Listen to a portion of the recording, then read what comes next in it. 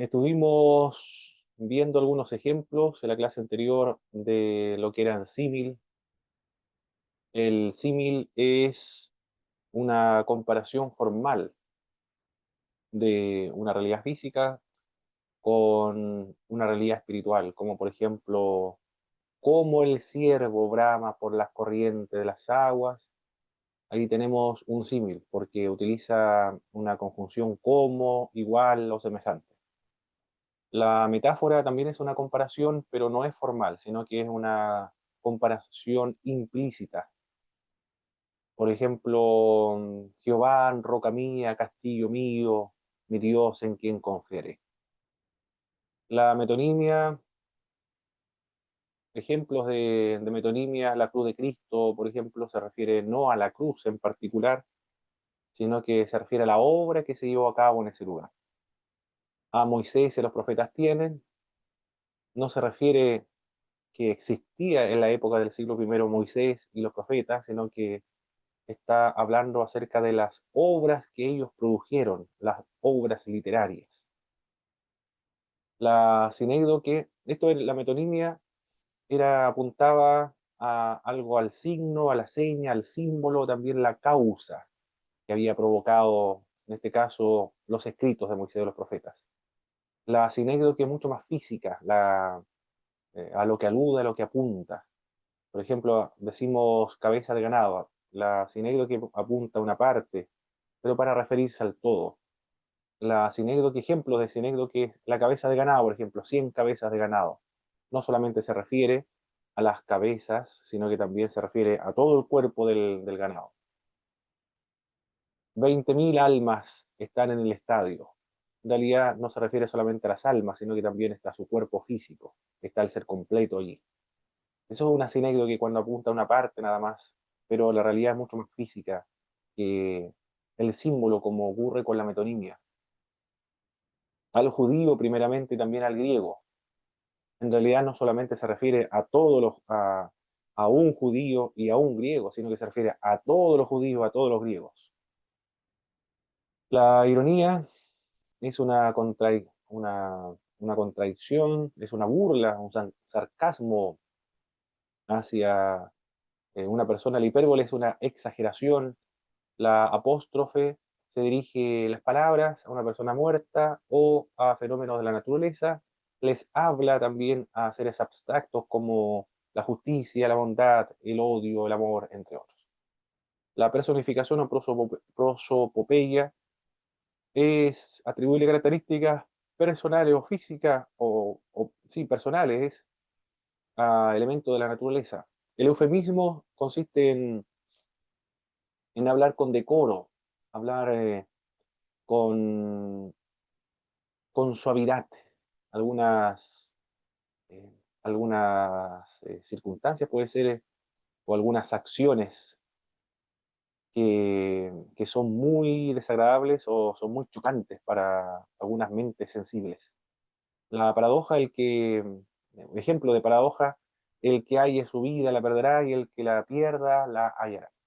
Eso fue lo que estuvimos observando en la anterior con respecto a las figuras literarias que encontramos en las Sagradas Escrituras. Y en una de las tareas habían algunas figuras literarias que se debía analizar en la exégesis que nosotros vamos a utilizar, o el texto bíblico que vamos a utilizar para realizar una exégesis, que es el libro de Gálatas. Lo que vamos a observar hoy día son los modismos hebraicos.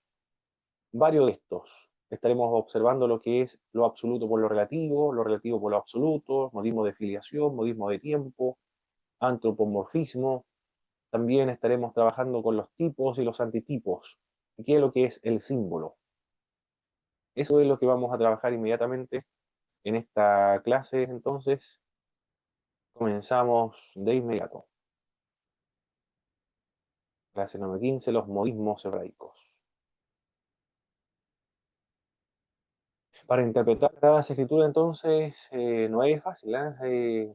Es complejo porque se requiere conocimientos previos.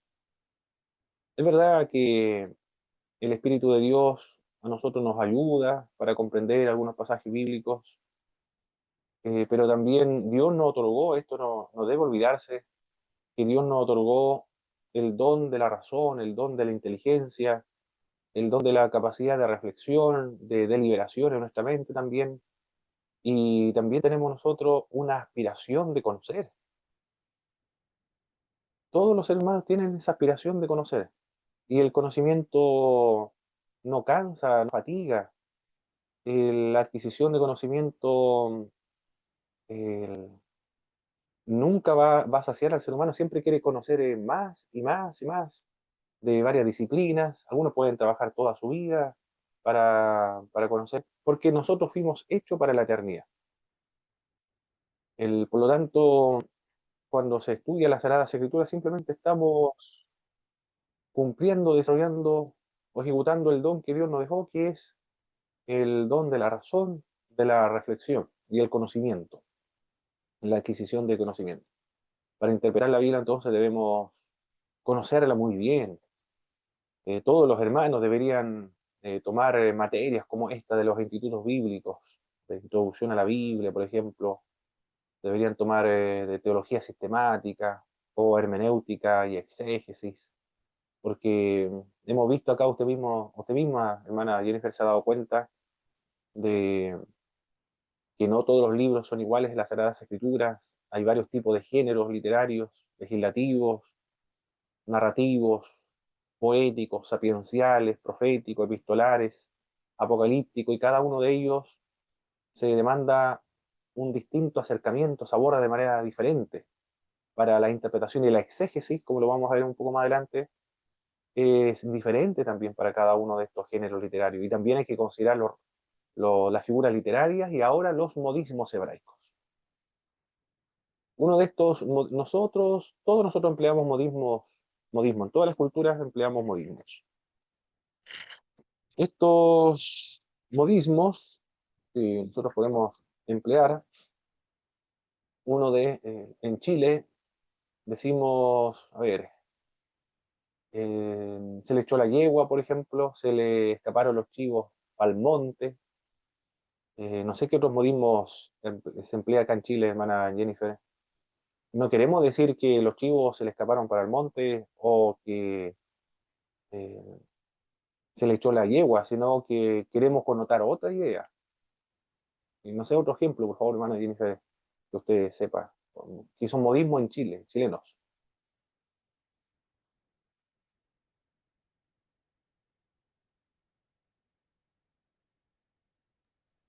Hoy en este momento no me acuerdo de ninguno. Tenía uno, pero no me acuerdo bien de la palabra con que empezaba. O Mm. también a veces decimos, bueno, eso es alguno. Le faltan tablones para el puente, igual, está Mm. atornillando al revés. Esa es una de las típicas, está atornillando al revés. O los pastores cuando dicen que un hermano conflictivo dentro de la iglesia me está revolviendo el gallinero. Es gracioso eso. Ah, Me está revolviendo el gallinero. En realidad no quiere decir eso.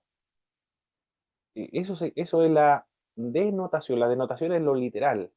Y la connotación es lo que quiere significar, lo que quiere decir realmente. Como por ejemplo cuando vemos un amigo y tiene un Rolls Royce, un Ferrari o un auto de alta gama y alguien dice, chico, tu auto. En alguna expresión yo creo que usted capta la idea, ¿cierto? Cuando decimos, chico, tu auto, en realidad no queremos decir que el auto es chico, sino que el auto es de alta gama. Eso es lo que queremos decir con esa expresión. La denotación es chico tu auto, pero la connotación es que su auto es de alta gama. Esos son modismos. Los hebreos emplean modismos. Por lo tanto, estos modismos hebraicos deben interpretarse como nosotros interpretamos nuestros modismos en castellano. Debemos determinar cuál es la connotación de estos modismos. Uno de estos modismos se conoce como el absoluto o lo absoluto por lo relativo. En el modismo de lo absoluto por lo relativo se utiliza el lenguaje absoluto usando, usado en lugar del lenguaje en relativo. Yo digo algo absoluto, pero en realidad quiero decir algo relativo nada más. Es aquel que habla positivamente sin reconocer ninguna duda sobre lo que se afirme. Usa términos exactos, inequívocos, superlativos y absolutos. Usa palabras como bueno, malo, siempre, si no, todos. Como, por ejemplo, se dice, tú nunca entiendes nada. O siempre, a ver, ¿cómo puede ser también? Siempre me hacen lo mismo. La discusión entre los matrimonios. Siempre dejas todo tirado, todo desordenado. El, empleamos términos como superlativos, bueno, malo, siempre, nunca, sí, no, todos. El lenguaje relativo es aquel que expresa una comparación o relación o preferencia. Las palabras mejor, peor, más, menos, mayor y menor se usan en lenguaje relativo. El lenguaje absoluto cuando se quiere decir solamente algo relativo. Modismo es una expresión entonces que carece de sentido cuando se interpreta literalmente. Por eso los modismos hebreos no los podemos interpretar de manera literal, porque carece de sentido, le eliminamos el sentido de lo que quiso decir. O bien se debe entender de manera muy diferente a su sentido literal. Se llama modismos a los modos de hablar o escribir que se suelen apartar en algo de las reglas de la gramática y expresan ideas diferentes de lo que realmente indicarían sus palabras. Difieren de las figuras retóricas o las figuras literarias, en que éstas se pueden entender fácilmente, aunque el oyente nunca las haya oído antes. Sabemos que, bueno, el, los que vienen de Estados Unidos, por ejemplo, los británicos, incluso los que hablan el castellano y llegan a Chile, no entienden los modismos nuestros. Y por lo tanto, no es tan fácil de entender. No saben muchas metáforas, emplean o modismos que son difíciles de entender. En algunos casos son difíciles de entender. Todas las lenguas tienen modismos. Es parte de un fenómeno del lenguaje. El hebreo y el griego también tienen sus modismos, y el no discernirlos y descubrir su sentido correcto se puede correr el riesgo de interpretaciones erróneas y a veces disparatadas de lo que quiso decir, porque el autor no quiso decir eso como se interpretó, porque se interpretó mal el modismo, se interpretó de manera literal. Se enfatizó la denotación, pero no lo que connotaba. Ejemplo de modismos aquí en Chile. Cuando decimos que alguien ha perdido la cabeza, a nadie se le ocurre pensar que se le ha desprendido la parte superior del cuerpo, sino que simplemente quiere decir que la persona ya no está pensando correctamente. Y la que ya habíamos comentado ya. Ejemplos bíblicos de modismos. En Proverbios capítulo 8, verso 10. Allí vamos a darle lectura a esa porción en el libro de Proverbios. Proverbios capítulo 8, verso 10. Recibid mi enseñanza y no plata y ciencia antes que el oro escogido. Recibid enseñanza y ciencia, recibid mi enseñanza y no plata y ciencia antes que el oro escogido. De acuerdo a ese proverbio, el escritor no prohíbe recibir plata u oro. Por supuesto que no. No está hablando acerca de eso, de que no debemos recibir plata o no debemos recibir oro, sino que está hablando acerca de la prioridad, que la enseñanza es superior en ese sentido, pero no es una provisión a no recibir oro. En Lucas capítulo 14, verso 12, aquí lo voy a leer en una versión actualizada de la Biblia, Lucas 14, 12. Lucas capítulo 14,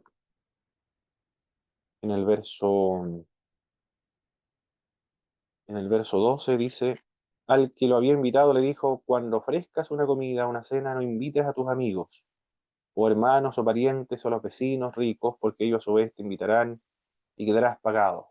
Tampoco está diciendo en ese pasaje bíblico, Y cuando alguien arma una cena, no invite a sus familiares o amigos. No es una provisión a esto, se entiende lo que quiere señalar. El contexto, de hecho, lo sugiere. Por eso se debe leer siempre, aplicar la regla de analizar el contexto inmediato, el contexto remoto.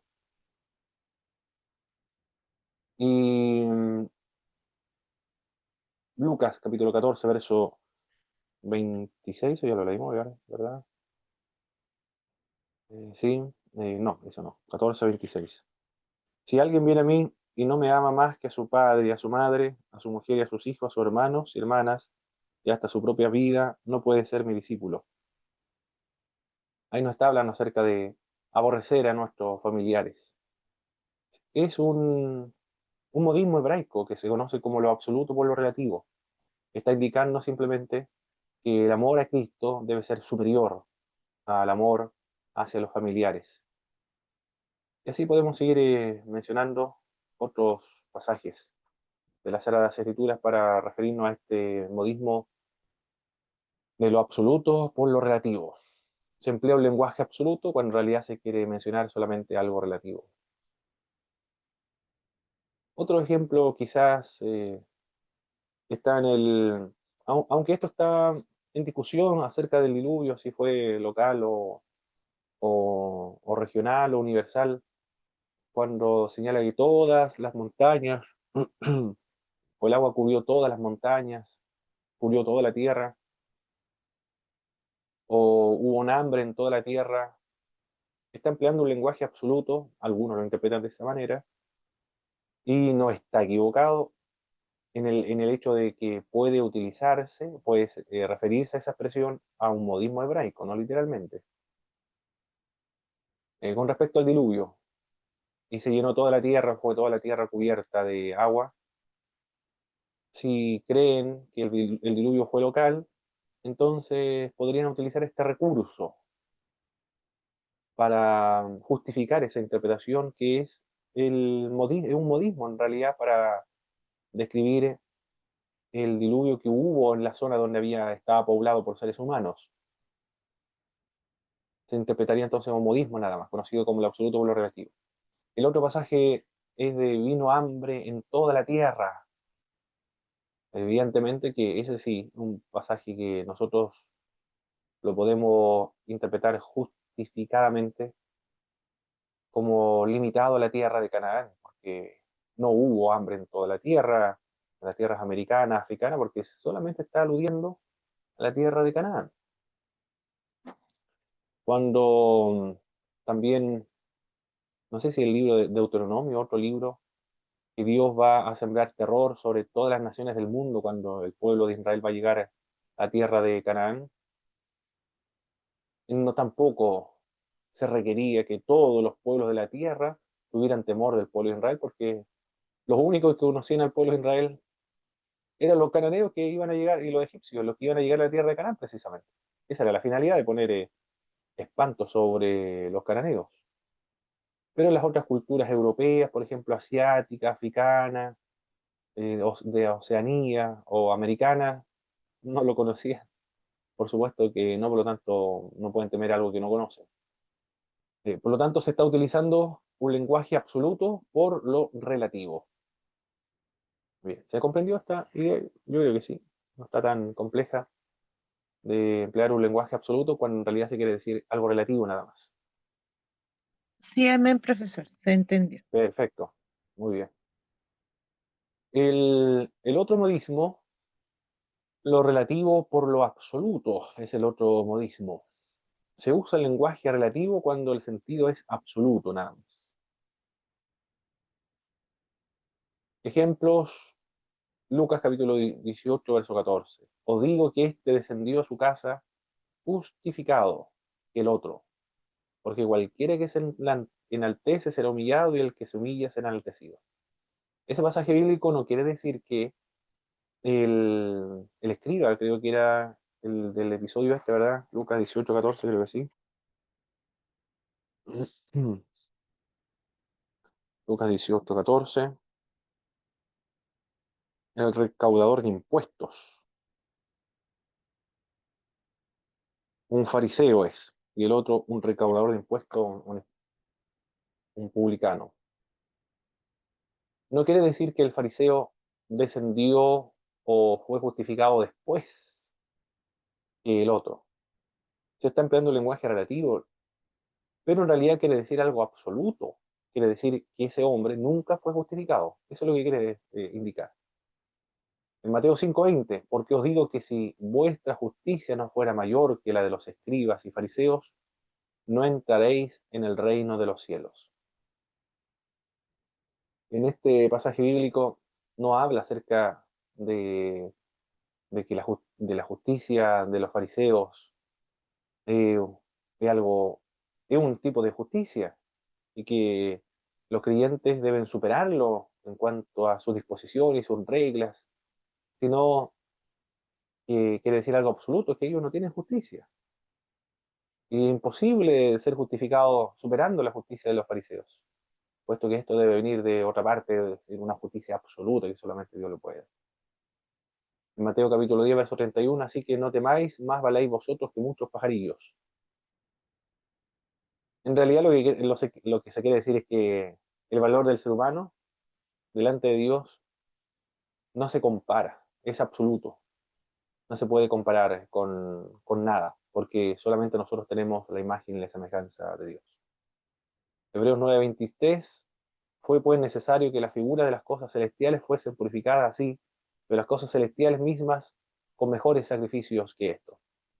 No quiere indicar este pasaje bíblico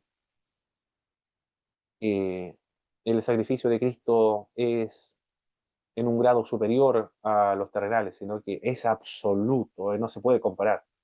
No hay ninguna comparación, sino que es de un valor, pero absoluto. En realidad los otros no tenían valor, no podían purificar, eran símbolos simplemente de la obra que Cristo iba a realizar de la purificación celestial. Ahí se le emplea un lenguaje relativo cuando en realidad se quiere señalar algo absoluto. Esto es lo que quiere decir estos modismos hebraicos, lo relativo por lo absoluto. También otro modismo hebraico que podemos encontrar en las Sagradas Escrituras es el modismo de filiación. Se usa el modismo de filiación cuando se dice que una persona es hija de algo o de alguien. Y resulta evidente que la expresión no puede tomarse en sentido literal. En algunos casos puede indicar la idea de descendientes. Por ejemplo, se habla acerca de hijos de Abraham. Nosotros somos hijos de Abraham. No quiere decir ese pasaje bíblico que los que reclamaron ser hijos de Abraham sean hijos de Abraham directos o descendientes, o que su papá Abraham es literal, porque son de épocas muy, muy distantes. Lo que quiere implicar es, o connotar es, que simplemente son descendientes de Abraham. Estas expresiones pueden ser físicas, pueden ser morales, o también pueden ser espirituales. En el caso de el reclamo de los judíos, nosotros somos hijos de Abraham, es algo físico, descendientes directos de Abraham, o descendiente de Abraham, pero no que Abraham sea su padre biológico. En Juan capítulo 8, verso 44, Jesucristo le dice, vosotros sois de vuestro padre el diablo, y los deseos de vuestro padre queréis hacer. No quiere decir que los judíos, o los fariseos, los escribas, los sacerdotes, sean descendientes o fueron hijos biológicos, por supuesto que no está refiriéndose a eso, del diablo y que el diablo los dio a luz, podríamos decir, los trajo a la vida, a la existencia, sino que reúnen una característica moral similar al diablo. Está hablando de una actitud nada más, una actitud que es propia o que es similar a la del diablo, que es un asesino, un mentiroso, desde el principio. En Mateo capítulo 5, verso 45, para que seáis hijo de vuestro Padre que está en los cielos. Y le dice que deben amar a sus enemigos, deben resistir al malo, no deben resistir al malo, amar a los enemigos, bendecid y no maldecid, para que seáis hijo de vuestro Padre que está en los cielos, que hace salir su sol sobre buenos y malos. No quiere indicar con esto que seamos hijos por naturaleza, hijos de la misma sustancia de Dios, porque Dios Padre, hablando en términos de naturaleza, de esencia, de sustancia, solamente es uno, que es Cristo, porque es Dios, pero nosotros somos hijos de Dios por creación, somos sus criaturas, y espiritualmente por adopción, espiritualmente nada más, somos hijos adoptados. Por lo tanto, no es literal, es un modismo, y ese modismo se conoce como modismo de filiación. En Lucas capítulo 16, verso 8, hijos de este siglo, también un modismo de filiación, hijos de desobediencia, está hablando, apuntando de una cualidad ahí, una cualidad moral.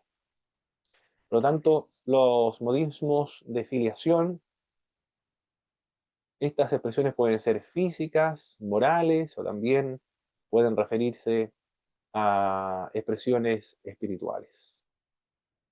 En eso consiste el modismo de filiación.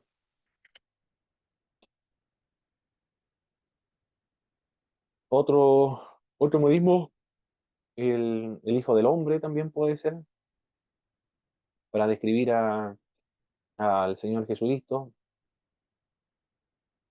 hijo de esta tierra, hijo del sur, bueno, hijo de algún continente, siempre son modismos de filiación. Hemos visto hasta ahora ya tres modismos hebreos. Uno de ellos es lo absoluto por lo relativo, el otro lo relativo por lo absoluto, y el modismo de filiación. Pero no son los únicos modismos, sino que también hay más modismos. Uno de estos modismos es el modismo de tiempo. Uno de los más interesantes es el que nosotros hallamos en Mateo capítulo 12, verso 40. Así estará el Hijo del Hombre en el corazón de la tierra, 3 días y 3 noches. El texto plantea una dificultad, ya que Jesús estuvo en la tumba 2 noches y no 3 noches. Estuvo el día viernes, el sábado, pero el día domingo no estuvo la noche del día domingo. 2 noches nada más. Y no 3 noches. O 3 días también. Al tercer día se levantó de entre los muertos, pero falleció un día viernes. En realidad fueron 2 días, no, viernes y sábado. Pero el domingo no estuvo muerto, el domingo resucitó. ¿Cómo fueron 3 días entonces, 3 noches? Si fueron dos, nada más. Bueno, esto se debe a los modismos de tiempo empleados por los hebreos. Porque los judíos veían el día y la noche como un periodo completo, y una parte del mismo era equivalente a la totalidad. Una cita del Talmud de Jerusalén dice lo siguiente: un día y una noche hacen una onaá, y una parte de la onaá es como toda ella.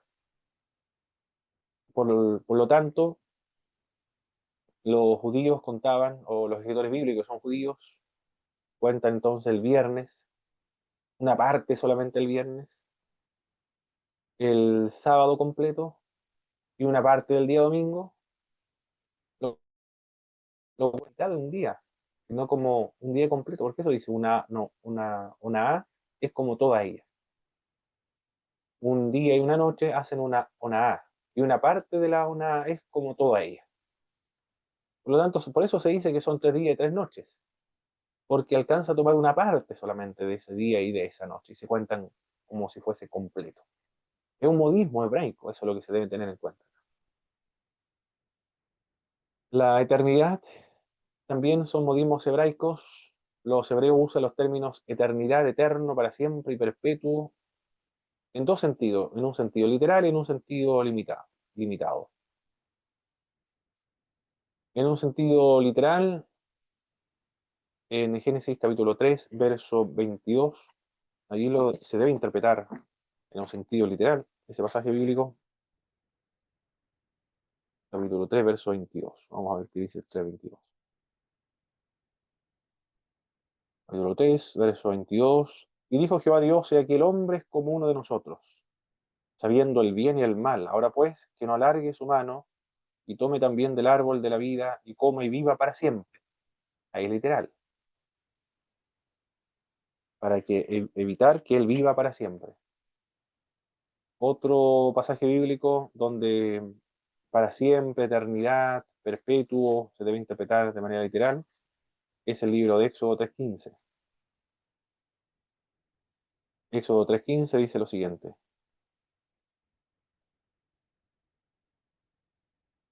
Además, dijo Dios a Moisés, así dirás a los hijos de Israel, Jehová, el Dios de vuestros padres, el Dios de Abraham, Dios de Isaac y el Dios de Jacob, me ha enviado a vosotros. Este es mi nombre para siempre.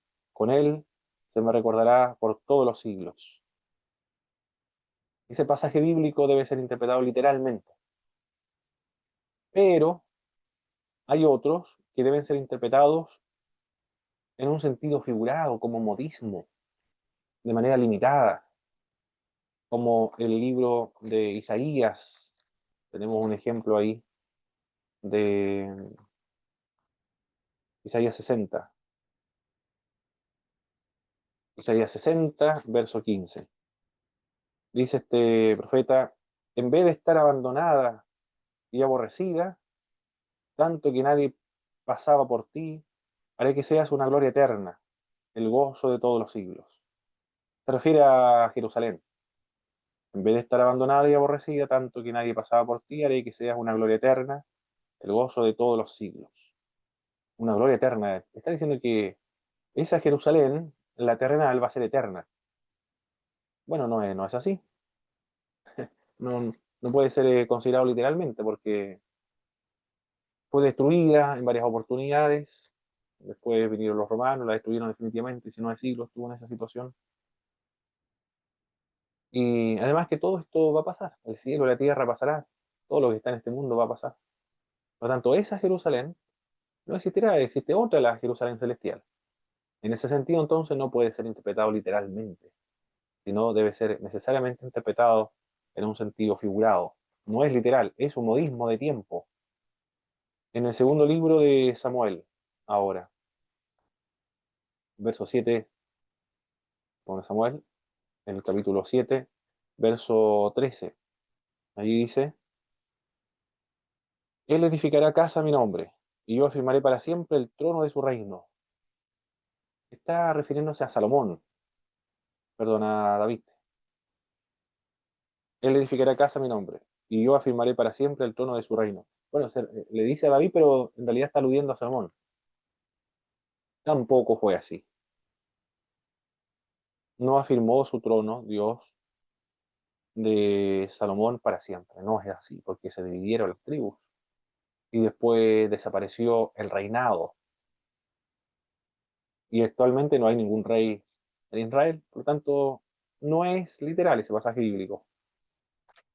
Es un modismo, y ese modismo se llama modismo de tiempo. En Génesis capítulo 17, verso 13 ahora. Génesis 17, verso 13. Verso 13.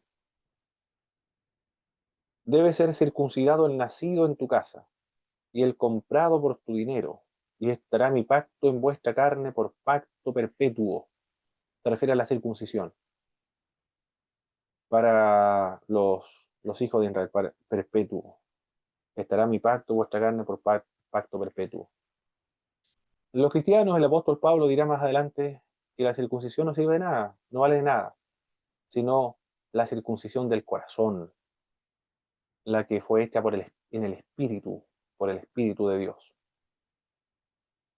Por lo tanto, no debe ser interpretado entonces la circuncisión como un pacto perpetuo para siempre, puesto que el pueblo de Dios ahora ha sido cambiado por el bautismo en agua. Otro ejemplo de modismo de tiempo limitado, Éxodo 31, 16. El Éxodo 31, verso 16, dice lo siguiente.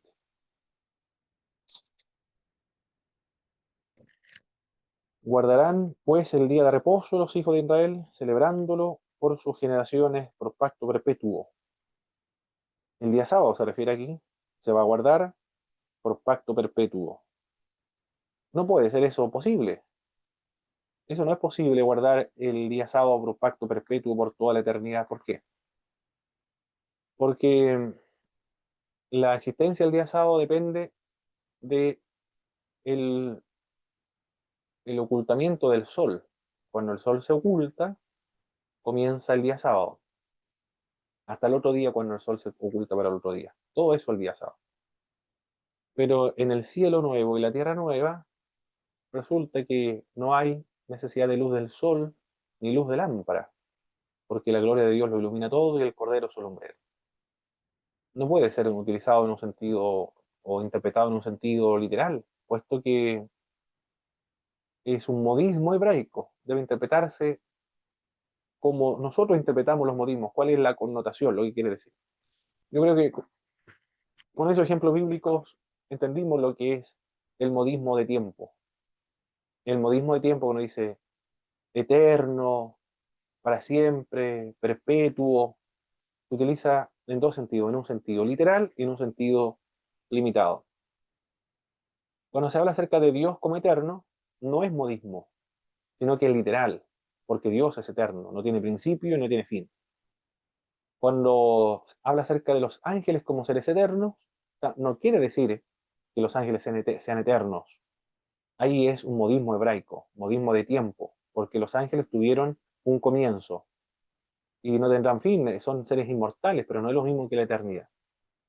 El alma del ser humano, o nosotros también viviremos eternamente. Bueno, no es así, porque nosotros fuimos creados, seremos inmortales. Son modismos hebraicos, esos modismos se llaman modismo de filiación, perdón, modismo de tiempo. Hemos visto entonces el modismo del absoluto por lo relativo por lo absoluto, el modismo de filiación y ahora hemos visto modismo de tiempo.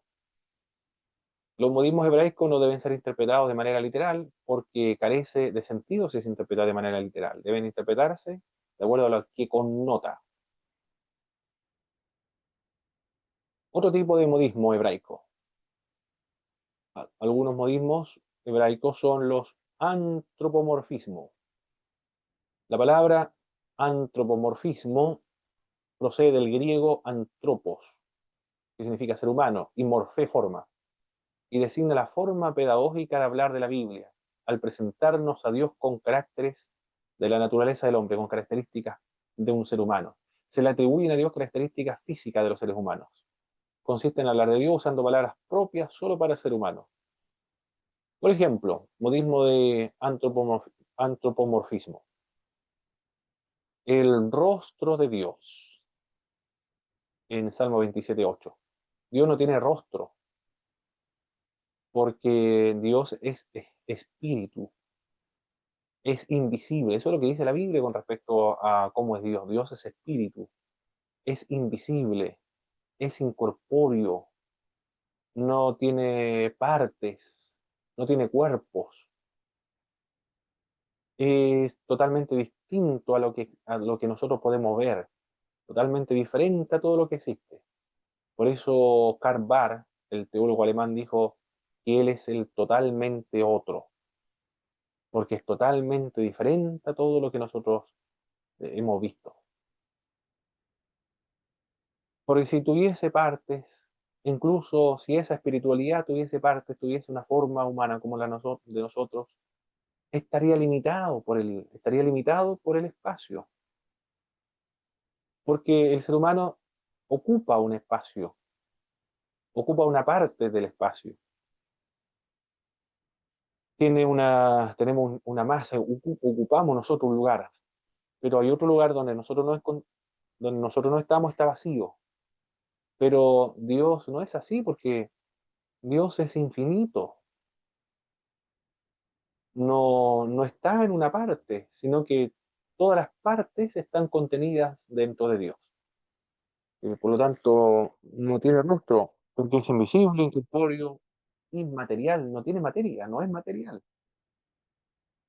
Así es nuestro Dios. Por lo tanto, cuando se habla acerca del rostro de Dios, ¿qué es lo que quiere expresarse? ¿Qué es lo que quiere decir? ¿Qué es lo que connota este pasaje bíblico? Habla acerca de la comunión, por supuesto, la comunión, la relación, la amistad que tiene con el individuo. Moisés conversaba cara a cara con Dios. Quiere decir que conversaba íntimamente cuando nosotros nos sentamos a la mesa, nos vemos los rostros, conversamos, tenemos una comunión, una interacción. Eso es lo que quiere decir nada más, pero de una manera espiritual con Dios. La mano de Dios. Éxodo capítulo 15, verso 16. No quiere indicar que Dios tiene partes, tiene mano, por ejemplo, dedos, el dedo de Dios. Son antropomorfismos. Los pies de Dios, el corazón de Dios. Pero sabemos que Dios es espíritu, es invisible, es incorpóreo, como lo menciona claramente las Sagradas Escrituras. Se debe hablar en ese sentido, los ojos de Dios ven todo, el oído de Dios está atento al clamor de sus hijos, la boca de Dios, habló Dios, o toda palabra que sale de la boca de Dios. Son expresiones que están adaptadas al lenguaje humano para que nosotros podamos entender, se adaptan a nuestro lenguaje. Se habla de Dios para que nosotros lo entendamos, de lo contrario no podríamos comprender a Dios. La única manera de comprender a Dios es que Él se adapte a nuestro lenguaje, se encarne en nuestro lenguaje y nos hable en nuestro propio idioma, nuestro propio lenguaje, hablando de algo totalmente distinto a nosotros. Eso es el antropomorfismo entonces, atribuirle características físicas a Dios, a un Dios espiritual e invisible, incorpóreo e inmaterial. Algunos autores clasifican igualmente dentro de este modismo las emociones de Dios. Con el objeto de alcanzar mayor precisión, clasificaremos las pasiones de Dios dentro del antropopatismo. El antropopatismo consiste en atribuir sentimientos humanos a Dios, común en las Escrituras, que se refiere constantemente a su celo, ira, amor, arrepentimiento, decepción, venganza, entre otros, y que solo puede entenderse de manera analógica nada más. Cuando se habla acerca de la ira de Dios, no es la misma ira de los seres humanos. Cuando se habla del amor de Dios, es un amor totalmente diferente al amor de los seres humanos. El amor de Dios es racional, es infinito, es sacrificial, es incondicional. La venganza, bueno, todas esas emociones que se le atribuyen a Dios se debe interpretar de manera como una antropopatía, como un modismo hebraico, no literalmente, porque de lo contrario se estaría hablando de Dios en términos humanos como si Él fuese un ser humano. Y Él es Dios, es decir, es totalmente diferente, por eso que es totalmente otro, distinto, extraordinariamente distinto a todo lo que nosotros somos. Bien, eh, hemos visto entonces lo absoluto por lo relativo por lo absoluto, filiación, modismo de tiempo, antropomorfismo y antropopatía. Ahora continuamos con la elipsis. ¿Qué es lo que es la elipsis? Quiero ver la hora acá para no pasar. Ah, estamos bien, la hora. Dejé mi celular en Temuco, ahora tengo que ir a buscarlo a Starken. Estaba incomunicado. Así que, bueno, dependía del WhatsApp de mi computador que la aplicación que descargué ahí me comunicaba. Pero llamar, no tengo cómo responder llamado. La elipsis existe cuando el texto no expresa algún pensamiento con toda exactitud de acuerdo con las reglas de la gramática. Cuando el escritor cambia su tema repentinamente, sin indicar la conexión, es una elipsis. Aquí vamos a ver Hechos capítulo 18, verso 6. Vuestra sangre sea sobre vuestra propia cabeza. Yo limpio. El sentido es claro, quiere decir yo estoy limpio. Romanos 8:3, porque lo que era imposible para la ley por cuanto era débil por la carne, Dios enviando a su Hijo en semejanza de carne de pecado, y a causa del pecado condenó al pecado en la carne. Para que se entienda bien, se debe leer con las palabras hizo posible, después de Dios, para decir lo que era imposible para la ley. Dios hizo posible enviando a su Hijo. Bueno, este es el ejemplo que da Tomás de la Fuente en la edición del año 2002, en la página 100 de la elipsis. Bien, esa es la elipsis. Bueno, cuesta un poco más encontrar lo que es una elipsis. Ya, esos son los modismos entonces. Por favor, hermana Jennifer, enumere los distintos tipos de modismos que estuvimos trabajando en la clase.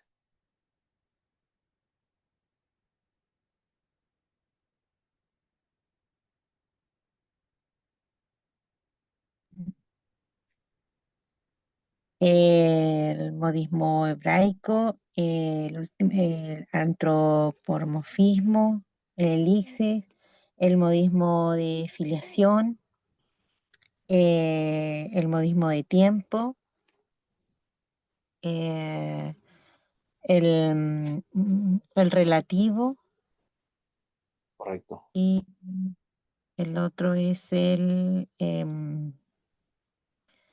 no sé, Lo relativo por lo absoluto y lo absoluto por lo relativo. absoluto, sí, lo Eso. absoluto por lo relativo. Bien, eso estaba también en el libro de Tomás La Fuente. Había que hacer una tarea, creo, en ese libro. Y ahí ahondaba mucho más todavía. Muy bien. Después de haber visto, trabajado con los modismos hebraicos, ahora corresponde ver los los tipos de las Sagradas Escrituras. ¿Qué es lo que es el tipo? Es una figura de alguna realidad espiritual futura, preparada por anticipación. Puede definirse la tipología como el establecimiento de conexiones históricas entre determinados hechos, personas o cosas, tipos del Antiguo Testamento, hechos o cosas semejantes en el Nuevo Testamento. Estos son los antitipos, la definición que da José Martínez. Maximiliano Gallardo da una definición breve de un tipo, sería que este es un símbolo profético. Tipo puede ser una persona, puede ser un objeto, instituciones o evento histórico que representa una realidad espiritual futura que es confirmada por el Nuevo Testamento. El tipo es una figura literaria exclusiva de la Biblia. No lo va a encontrar en ninguna otra literatura, solamente en la Biblia. Y es un símbolo profético, es una ilustración de una realidad futura. La realidad futura es el cumplimiento y técnicamente se le denomina antitipo, cumplimiento de ese tipo. Tanto el tipo como el antitipo son realidades históricas que se corresponden. Debe existir una realidad objetiva. La victoria de David sobre Goliat no es un tipo del valor cristiano, una cualidad moral. La serpiente de bronce levantada en el desierto sí es un tipo de la crucifixión de Jesucristo, porque el Nuevo Testamento lo señala, lo menciona, lo confirma. Para que un tipo sea reconocido como tal y clasificado como tal, como un tipo, debe ser mencionado o confirmado en el Nuevo Testamento. Si no se menciona en el Nuevo Testamento, no es un tipo. En una oportunidad escuché una predicación del siervo Eleazar de Abraham, que fue a buscar esposa para Isaac. Y lo presentó como si fuera un tipo, no lo dijo bueno, la verdad que no me acuerdo si lo dijo o no, si era un tipo o no del Espíritu Santo, pero alguien podría señalar que es un tipo del Espíritu Santo por el hecho de que fue enviado a prepararle esposa para su hijo Isaac, es decir, para Cristo, le da dones también, le da regalos y después lo trae a la casa de Isaac. Pero Eleazar, el siervo que fue a buscar a Rebeca, es la esposa de Isaac, ¿verdad? ¿O Raquel? Rebeca creo que es.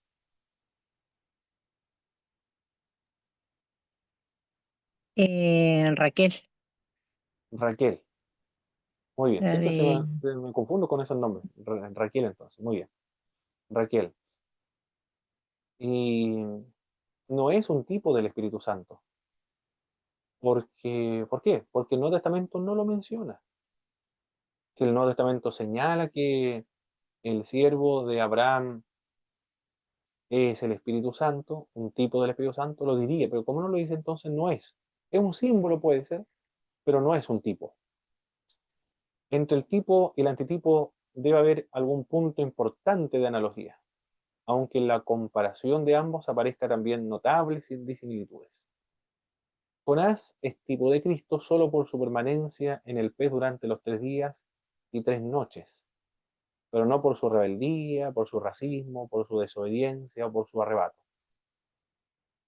El tipo como el símbolo apunta a una sola realidad, a una sola analogía, pero no a todas las características del tipo. Como Jonás, solamente su permanencia dentro del pez. El tipo siempre tiene un carácter predictivo y descriptivo. Los tipos alabados por el Nuevo Testamento, avalados por el Nuevo Testamento, se refieren a lo más sobresaliente de la persona y obra de Cristo, de su aplicación en la experiencia cristiana. En todo tipo debe existir lo verdaderamente típico de lo accesorio. El tipo es determinado por Dios mismo, no por las fantasías humanas. Si Dios dice que es un tipo, si no, se rechaza como tipo, no es por las fantasías de los seres humanos. Los tipos pueden referirse a personas, tipos o clases de tipos. Adán, cabeza y representante de la humanidad, prefigura a Cristo, quien es representante de la humanidad redimida ahora. Eso lo dice el apóstol Pablo en Romanos capítulo 5, el segundo Adán.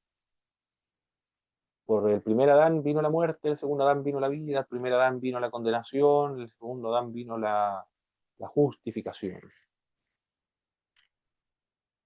Cristo es el antitipo de Adán y Adán es tipo de Cristo.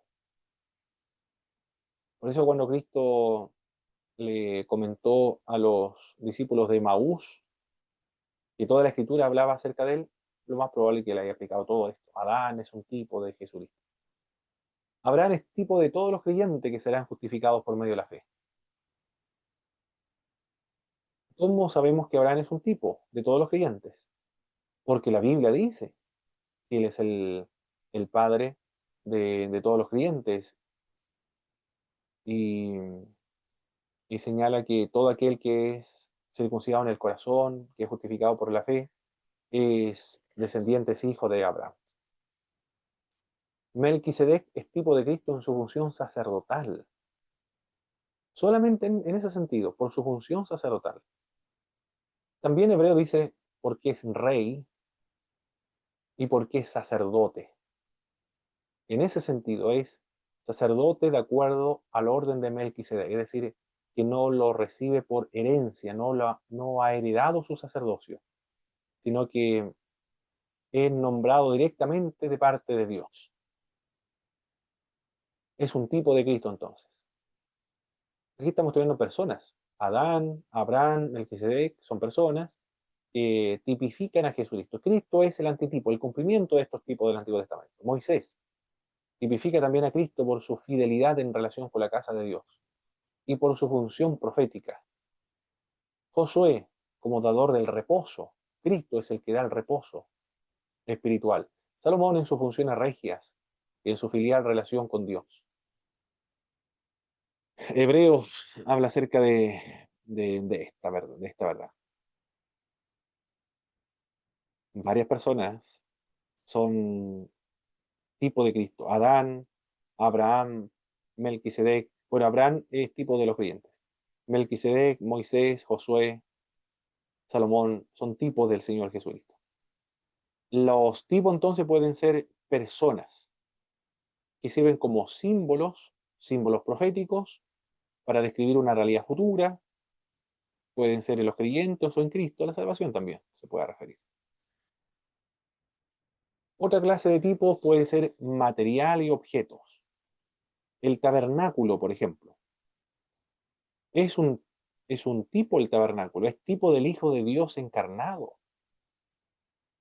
Tabernáculo es donde moraba la presencia de Dios, donde Dios mora de manera especial.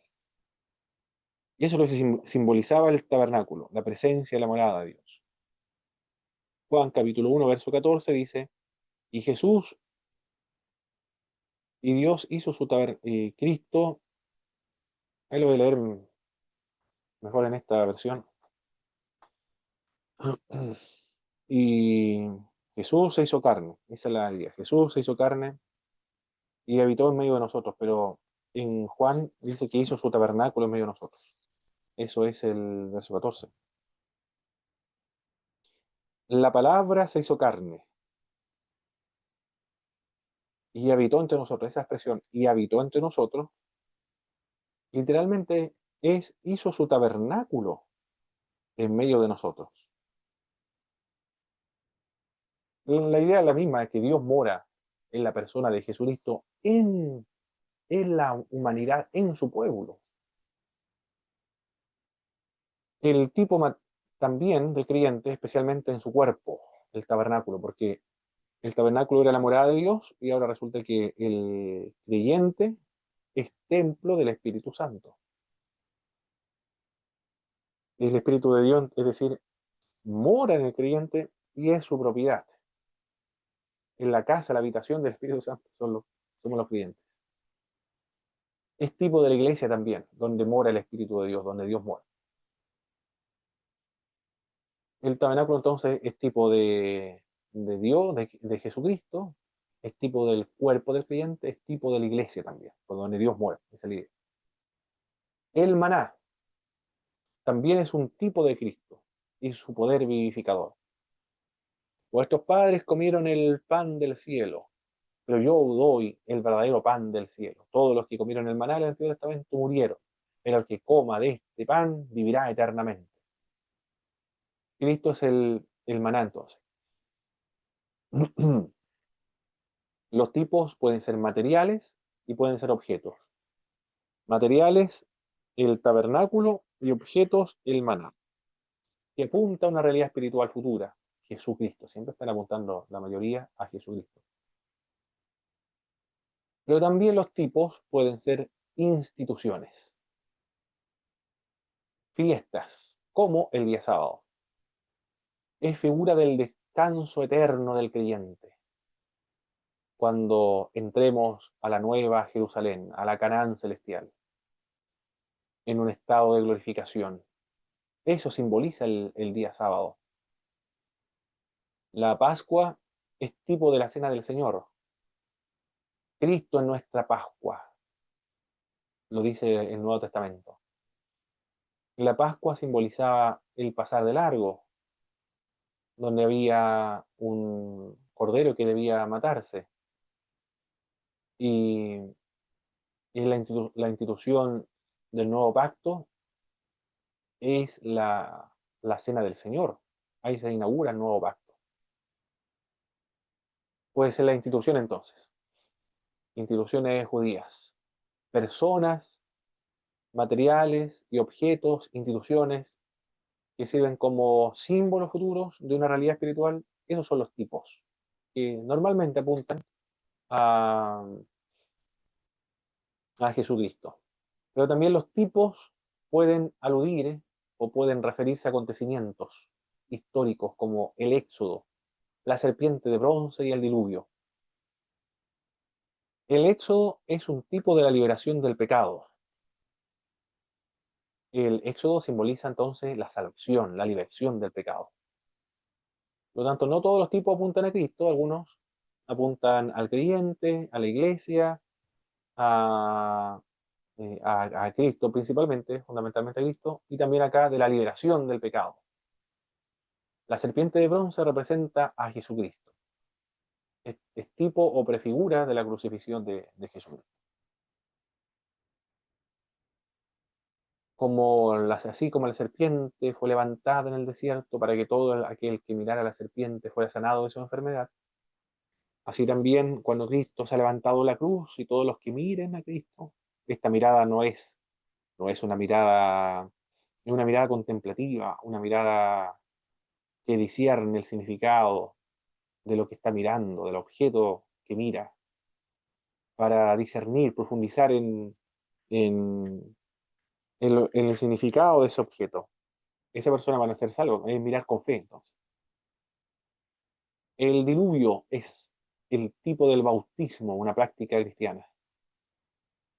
Eso lo dice Pedro. Todos fuimos nosotros bautizados en el bautismo. Esto lo voy a leer aquí, a ver. En esta versión actualizada de la Biblia, 1 Pedro 3:20.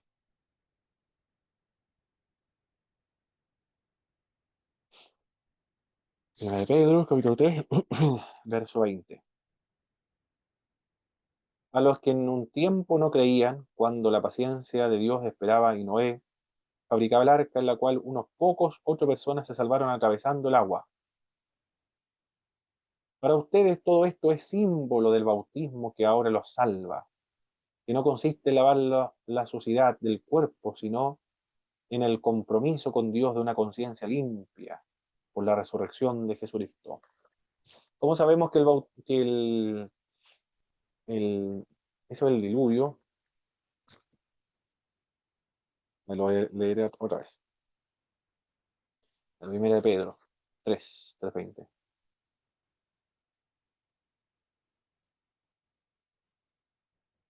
El diluvio. Para ustedes todo esto es símbolo del bautismo, que ahora los salva, que no consiste en lavar la suciedad del cuerpo, sino el compromiso con Dios de una conciencia limpia por la resurrección de Jesucristo. Entonces, los tipos también apuntan a una realidad institucional o sacramental o una ordenanza del Nuevo Testamento que es el bautismo. Por lo tanto, hay tipos de bautismo en agua y de la Santa Cena, es decir, de las dos ordenanzas que ha recibido la Iglesia. Y de Cristo, de los creyentes y también de la Iglesia. Pero mayoritariamente, como usted se pudo dar cuenta, apuntan a Jesucristo. Todos los tipos mencionados tienen claro apoyo en el Nuevo Testamento para considerarlos como tales. Si no se mencionan en el Nuevo Testamento, no son tipos, son símbolos nada más, pero que proviene de la especulación humana. Tiene que mencionarse explícitamente en el Nuevo Testamento para que sea un tipo. Si no tiene referencia en el Nuevo Testamento, no debe ser considerado como un tipo. Esa es la regla para determinar cuáles son tipos y cuáles no son tipos. Bien, hemos visto entonces los modismos hebraicos y hemos visto los tipos. ¿Qué más corresponde ver ahora? Quiero ver la hora. Ah, estamos bien. Avanza rápido, rápido los minutos. Reglas de interpretación tipológica ahora. Un tipo posible debe exhibir una semejanza en alguna calidad o elemento básico. ¿Cuál es la cualidad? Adán, representante de la humanidad; Cristo, representante de la humanidad también. Melquisedec, rey de justicia, rey de Salem, rey de paz, un rey sacerdote. Cristo es rey sacerdote, que no ha heredado su sacerdocio, sino nombrado directamente de parte de Dios. La calidad o elemento básico del tipo posible debe exhibir el propósito de Dios en el contexto histórico del tipo, y también el propósito de Dios en el contexto histórico del antitipo. Lo que se enseña por medio de la correspondencia tipológica también debe ser enseñado por medio de la declaración directa. Bueno, estos son reglas, pero la regla fundamental es que se menciona en el Nuevo Testamento y el Nuevo Testamento lo menciona claramente a qué alude específicamente. Pero aquí ayuda un poco a interpretar los tipos. Ejemplos de un tipo y antitipo.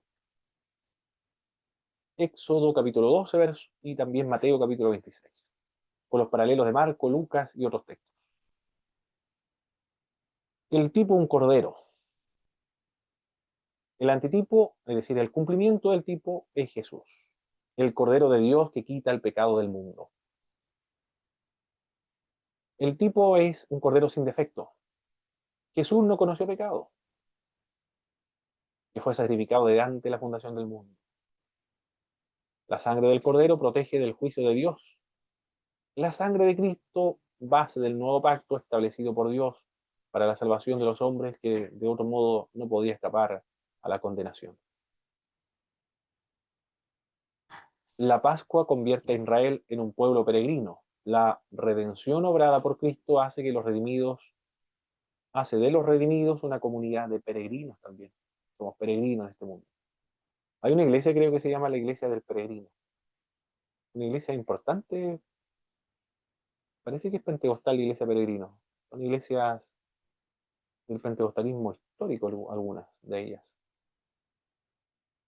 Bueno, también hay otras iglesias que han ministerios que se llaman iglesias peregrinas. El pan de la Pascua había de ser sin levadura. La liberación del creyente en Cristo implica su purificación moral y la ausencia de fermentos pecaminosos. Ahí tenemos un ejemplo entonces de un tipo y antitipo. Está para preparar un sermón acá, de un sermón analógico, para predicar los tipos. Los sermones analógicos sirven bastante. Bien, el- hemos visto un ejemplo entonces de un tipo, y el cumplimiento de ese tipo se llama el antitipo. Perfecto. Hemos visto entonces los modismos hebraicos, hemos visto los tipos y por último los símbolos. Los símbolos no son tipos, los tipos son figuras proféticas preparadas con anticipación que describen una realidad futura.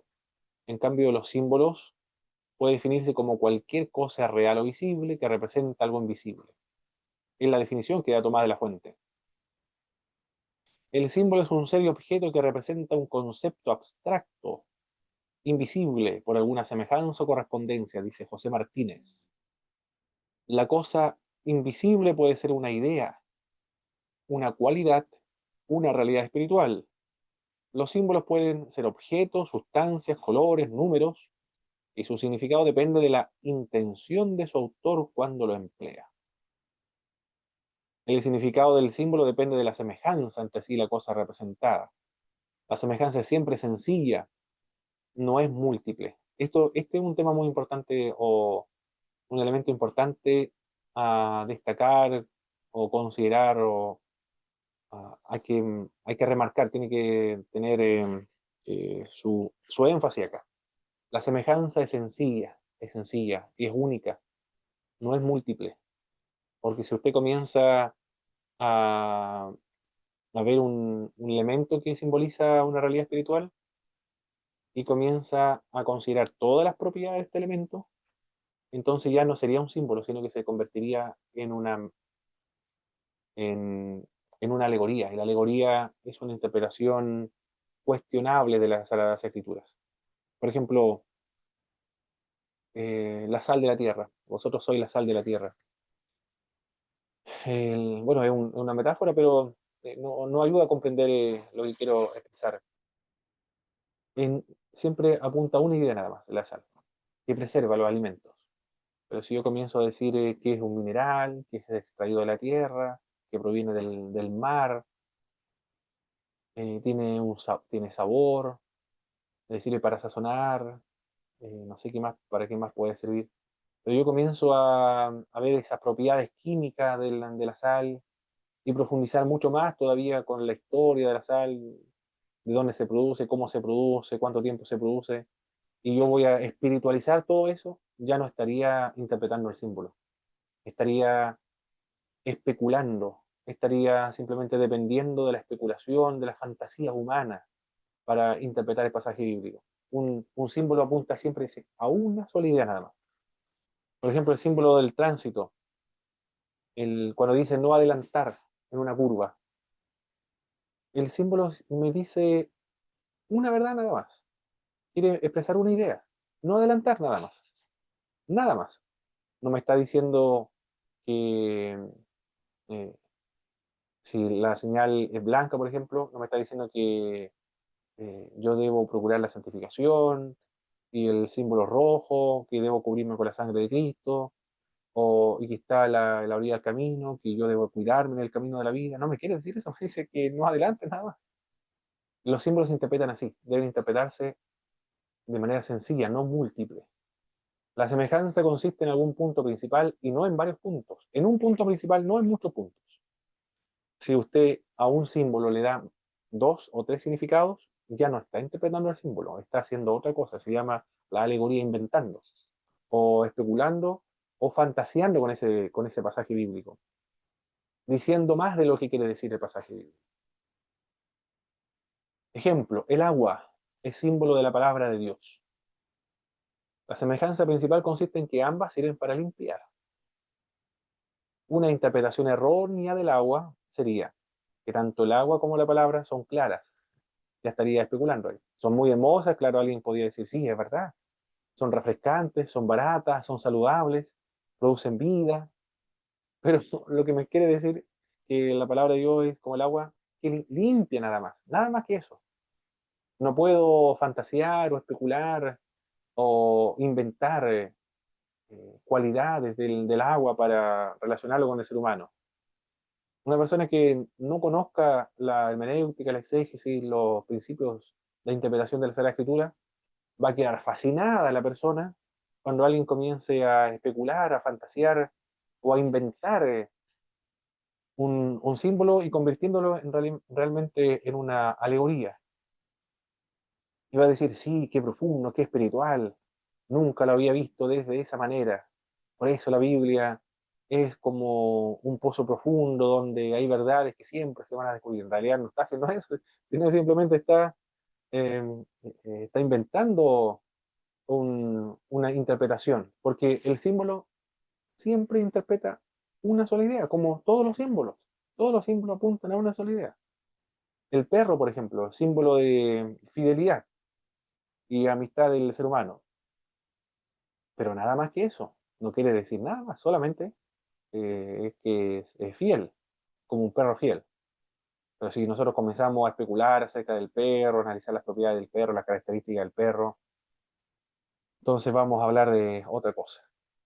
Los tipos, los tipos son figuras proféticas, los símbolos comparados con los tipos. Está compuesto de varios detalles significativos y los tipos siempre son proféticos. Se encuentran solo en la Biblia. Los tipos, en cambio el símbolo representa una sola cosa, no está sujeto a las limitaciones del tiempo, común en toda la literatura y común en todo el idioma. Ejemplo sacado de la vida cotidiana. El perro es símbolo de la fidelidad. La balanza es símbolo de la justicia. La balanza es símbolo de la justicia, ya lo dijimos. El cetro es símbolo de la autoridad. La bandera es símbolo de la patria. El ramo de olivo es símbolo de la paz. Tiene un solo significado. Nada más que un solo significado. No hay que errar inventándole más significados a un símbolo. Un símbolo siempre es un solo significado. Números simbólicos, vamos a ver ahora cómo estamos en la hora. Estamos bien, perfecto. El 3 representa a Dios, Trinidad, a veces lo que falsamente representa a Dios, el dragón, el anticristo, el falso profeta. El número 7, lo perfecto, lo completo. El 10, semejante al número 7. Lo completo también 12. Recuerda los 12 patriarcas, las 12 tribus de Israel, los 12 apóstoles. José Martínez comenta, referente a este número, lo siguiente: denota el pueblo de Dios en su totalidad, en su unidad y en su grandeza y gloria, a qué será destinado. El 40, símbolo de probación. 10.000, grandes cantidades, pero indefinidas. 1.000 y 10.000. Esto no quiere decir que el milenio no sea literal, sino que el milenio, como lo interpreta el premilenialismo, sí se interpreta literal.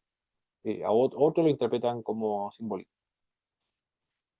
Bien, hemos visto entonces en esta clase los modismos hebraicos, hemos visto también los tipos y los símbolos. Los modismos, lo absoluto por lo relativo por lo absoluto, modismo de filiación, modismo de tiempo, antropomorfismo, antropopatía y también la elipsis y los tipos y antitipos. El tipo, una figura literaria, el antitipo, el cumplimiento de esta figura literaria. Y los símbolos que siempre tienen una sola idea, connota solamente una sola verdad. Perfecto.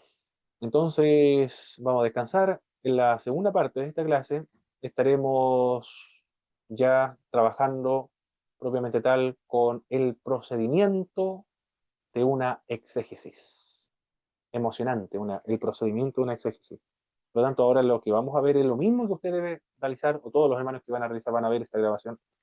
El pastor Isaac, la hermana Carolina, después cuando vean esta, ojalá que lo vean, yo creo que lo van a ver, porque tienen que hacer una exégesis. Y bueno, el libro de texto está todo enviado, eso, pero igual ayuda a verlo en clases para explicar algunos puntos que no estén muy claros cuando uno lea. Por eso las clases siempre deben venir con el contenido revisado anteriormente. Y lo que vemos en clase es lo que ya ustedes leyeron para explicar algo que no haya quedado entendido. Perfecto, entonces vamos a descansar un momento, hermana Jennifer, y